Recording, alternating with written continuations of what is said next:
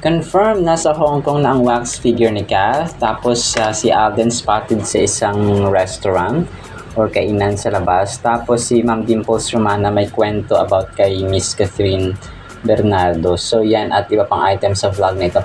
Unahin ko itong mga dinrap pa ng view kanina mga kasombreros na behind the scenes no ng Love Siargao nga mga kasombreros. So Love Carajao Episode 3 Into the Blue. So wala kulitan, free steps, kung ano na pinagagawa nila dito sobrang kulit ni Kylie at saka ni Alden kasi binawasan ko yung break. Binawasan daw niya yung best friend ng isa dito mga kasombreros. So hindi ko lang kung sino naman yung binawasan niya dito at saka so si Sir Han si Kim Jisoo talagang perfect. So wala nila ito parang kulitan mode, kulitan time mga kasombreros ng di alam ni Cara, binawasan ko yung breakfast niya.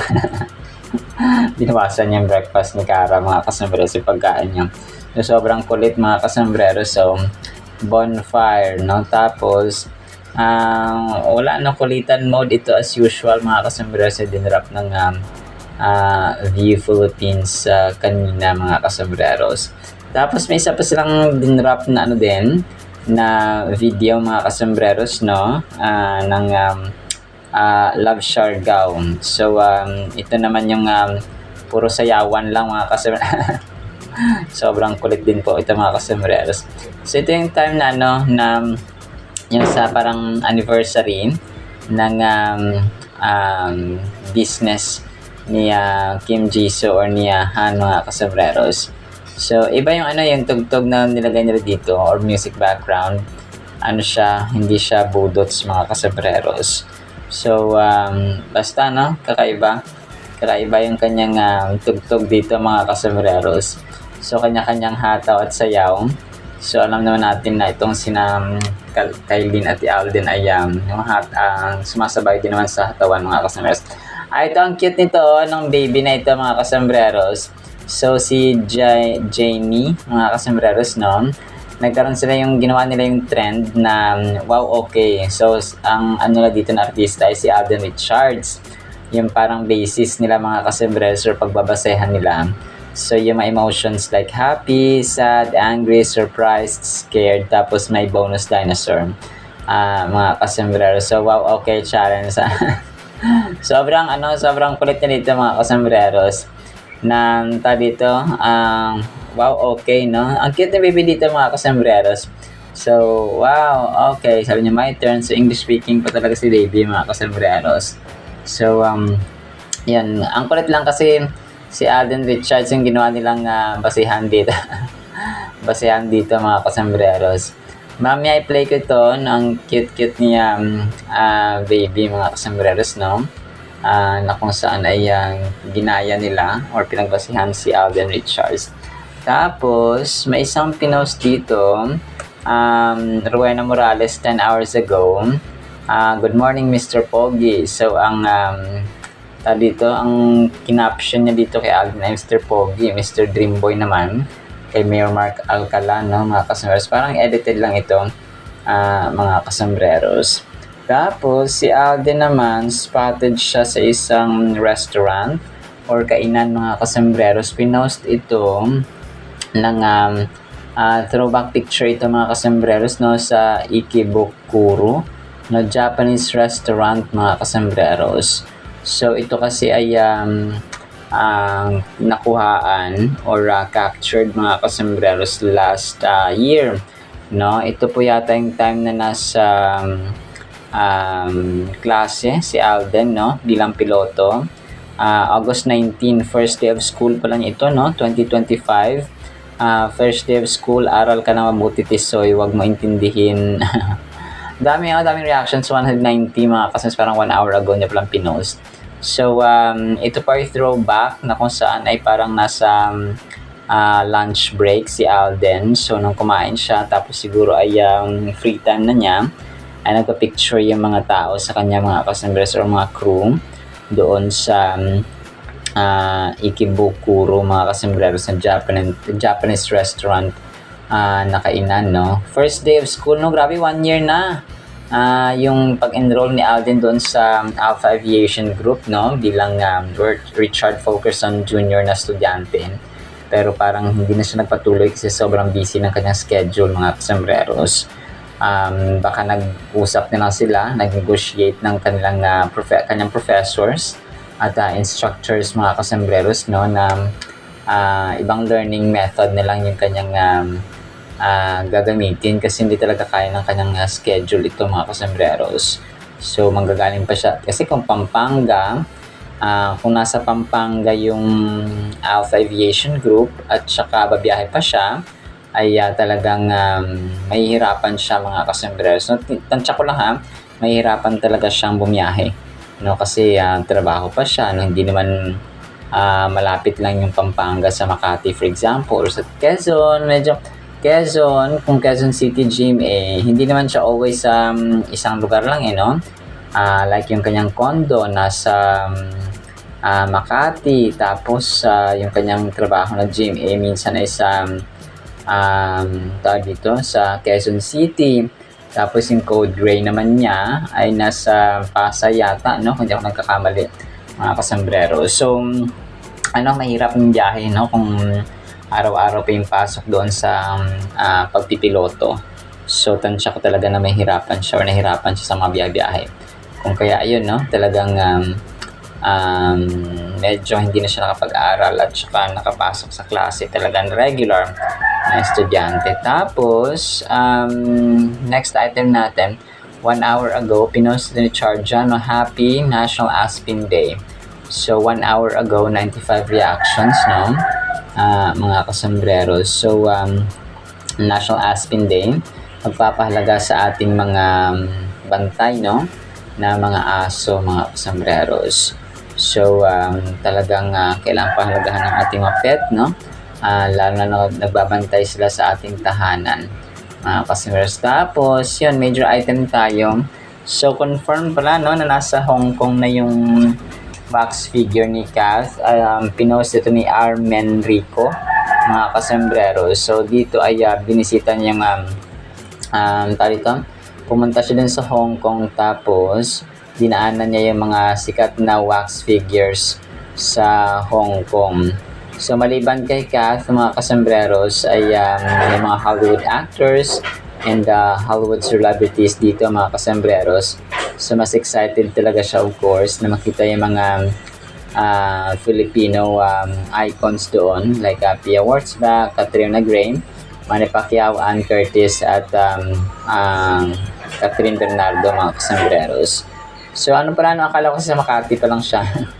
So, nasa Hong Kong na pala. Kasi, malapit na naman ang Maynila sa Hong Kong, no? Si Alden nga, na ilang oras na yung biyahe niya. So, parang siguro 3 oras, no? 2 oras na biyahe, mga kasambreros. So, yun, no? The newest Filipino celebrity for Madame Tussauds, Hong Kong. So, yun, may voice over siya. Mamaya i-play ko ito, mga kasambreros, ha? Ito po ay si Rico, mga kasambreros, no? So, yun, mahilig din siya sa mga K-pop, mga kasambreros, na kung saan ay Victoria Peak. Okay. So, sa Victoria Peak din sila shoot dati ng ng Hello Love Goodbye. May eksena sila doon, oo. Part na eksena nila yung sa Victoria Peak, mga kasambreros. So, dito na-mention ni Rico kasi na nasa Victoria Peak pala siya, no? Yung isa sa mga destinations nga dito na kung saan pinuntahan niya, mga kasambreros. So, yung wax figure So, sikat pala talaga yung Victoria Peak, no? Sa Hong Kong, mga kasambreros. So, kung saan ay talagang andun siya, no? At nakita nila doon yung mga wax figures, hindi lamang yung kay Kath, kundi yung sa ibang mga icons din po, mapa-local or international or national, mga kasambreros. So, naalala ko dito, buti na mention niya itong Victoria Peak, mga kasambreros. And then, next item natin. So, si Ma'am Dimples Romana, may kwento pala siya. Nagkaroon pala ng interview si Ma'am Dimples Romana kay Ma'am Maricel Soriano, no, the Diamond Star. And then, na-mention niya dito, although mahaba ito, no, yung kanilang interview, of course, mga kasambreros. So, na-mention na dito na parang pag may ila-launch silang superstar, una siyang tawag dito, kinukuha siyang nanay, no? Like naging nanay siya ni Catherine Bernardo, sina Francine Diaz, si Andrea Brillantes, Julia Barreto, no, mga kasambreros. So tapos nung sa Mara Clara naman, so yun yung kinuha na tawag dito, parang pamahiin na, parang nakasanayan na pala ng mga direktor doon kay Dimples, mga kasambreros, na kunwari may gagawin silang drama or series, mga kasambreros. So ang kinukuha nilang maging nanay ng artista or kapatid or related sa artista na bida na superstar ay si Dimples Romana, mga kasambreros. Sabi niya dito ay kukunin natin si Dimples kasi may launch tayong superstar. Tapos yan, grabe kasi sa Mara Clara, siya yung nanay ni Catherine, mga kasambreros, sa Mara Clara. Tapos si Julia Montes, Julia Barreto, siya yung kagana-mention, mga kasambreros. So tapos nga sa Samang Someday na nagkasama sila, mga kasambreros, ng Samang Someday. So si Dimples Romana yun. Ang cute ng ang cute ng mga storya. So mamaya try ko itong i-play, although most of the interviews, most parts of the interview, mga kasambreros, ay of course kasama ang kanyang pamilya, kanyang pagiging nanay, yung pagiging co-star niya sa ibang artista, and so on. So pwede niyo pong pakinggan ito, no, kung gusto niyo pong pakinggan mamaya, mga kasambreros. Tapos yun, may isang picture dito about sa shoot naman ito ng Code Gray, mga kasambreros, na kung saan si Alden ay may kasamang Kido, no? Isang bata, mga kasambreros, so na siguro part ng kanilang ng production staff or ng cast, mga kasambreros, I mean, ng Code Gray, no? Mga kasambreros, na abangan natin kung kailan ang simula ng Code Gray, mga kasambreros. Palagay ko medyo medyo mahaba-haba pang shoot ito, mga kasambreros, yung Code Gray nga, pero abang-abang na lang tayo, no, mga kasambreros. So siguro part ito ng kanilang mission or part ng kanilang segment sa series, itong si Baby Kido, no. Tapos si Alden dito, may pinost niyang isang admin na kung saan ay naka-brown siya, no. Tapos ay medyo nakalagay yung kanyang kamay sa kanyang chin, mga kasambreros, nagpapapogi si Soiti. But correct me if I'm wrong, baka saan ito? Sa Honda Giorno na endorsement ni Alden, mga kasambreros, no? Kasi brown brown yung color theme ng Honda Giorno, mga kasambreros. So talagang nakatawa, sobrang igop dito, of course, no.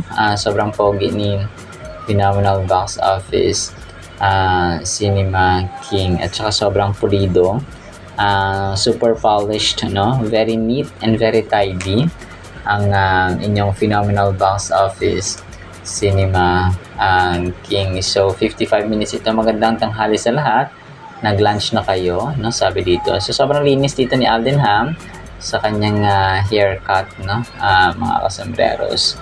So talagang parang lang isa, parang throwback na ito, no, mga kasambreros, na kung saan ay sobrang baby pa, no, at saka bata si Alden. Tapos last item natin ay na-feature din pala si Alden, no, at saka si Nadine. Kami.com.ph, 21 hours ago, mabilis na nag-yes si Alden Richards sa Love Share daw kasama si Nadine Lustre, kahit hindi pa niya alam ang buong konsepto ng proyekto or details. So yun siya, no.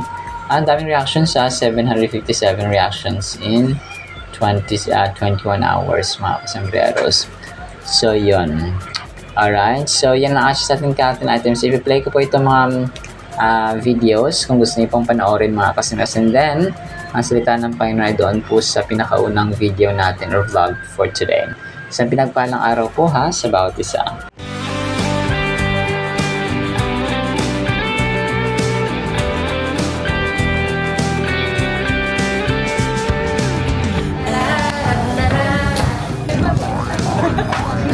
Hindi alam ni Kara, pinapasok mag-breakfast. Where you wanna go?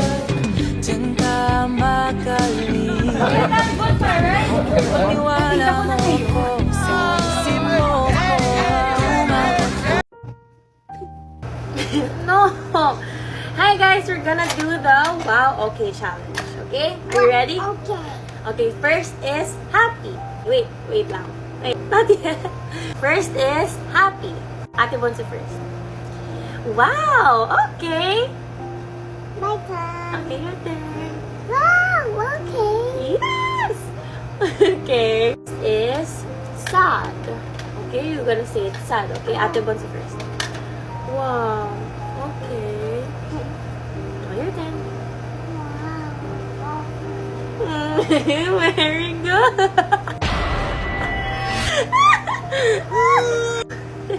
Next is angry. Okay, say it angry. Ate Bonso first. Wow. Okay. Okay, next is surprised. Step. First. Wow. Okay. Your turn. Wow, okay. Wow. Okay, so next is scared. Ate Bonso first.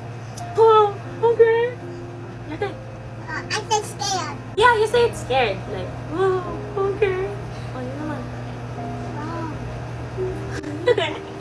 Again, you say it like scared. You're scared. Okay. No, say it.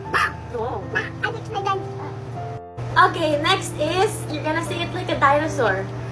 Ate Bonso first. Okay. Your turn. Wow, okay. Yes! Madam Tussauds Hong Kong. Isali nyo to sa itinerary nyo sa Hong Kong pag pupunta kayo soon. I'm super excited to share it with you kasi nakikita ko lang to noon dito sa social media and guys, napuntahan ko na siya. Pinaka-excited ako makita yung mga Pinoy wax figure dito. Diba guys, meron tayong Pia Wurtzbach, Catriona Gray, Manny Pacquiao, Ann Curtis, and may newest celebrity figure wax tayong nadagdag dito and that is Catherine Bernardo. And if fan ka na nag-iisang Catherine Bernardo, this place is for you. To be honest guys, sobrang na-enjoy ko to activity na to. And as someone who loves K-drama and K-pop, sobrang dami pala nila dito. Napakarami nyo makikita celebrity at icons dito. And you can book it on Klook. Kasabay ang pagsakay nyo sa Victoria Peak Tram at pag-akyat nyo sa Sky Terrace 428 nang nai-enjoy nyo yung breathtaking view ng Hong Kong. Isa lang ang masasabi ko guys, sobrang sulit at sobrang worth it nitong activity nito. Kaya i-book nyo na yan sa Klook. Just search Madam Tussauds Hong Kong on Klook. And don't forget my code RICOCLOOK for discounts. And if you want more travel tips, follow me for more. Enjoy your Hong Kong trip soon, guys. Bye! Naging anak-anak mo rin ang ilan sa mga pinakamalalaking new generation artists. That's right. Kamusta yung ano? May maganda ka bang at meron kang hindi masyadong magandang experience, anak? Ako, inay, alam mo, nagsimula yan. Nung bata kasi akong naging mommy, ang mga naging anak ko po, lagi ay parang yung mga nilolaunch na mga superstars. Oo nga, oo Inay. nga. Parang nakasanayan nila na kukunin natin si Dimples kasi may ilo-launch tayong superstar. Ay, ang ganda naman. Opo, inay. So, naging anak ko po sina Catherine noon, bago pa sila naging Catherine, si Julia Montes, si Julia Barreto, Andrea Brillantes, Francine Diaz.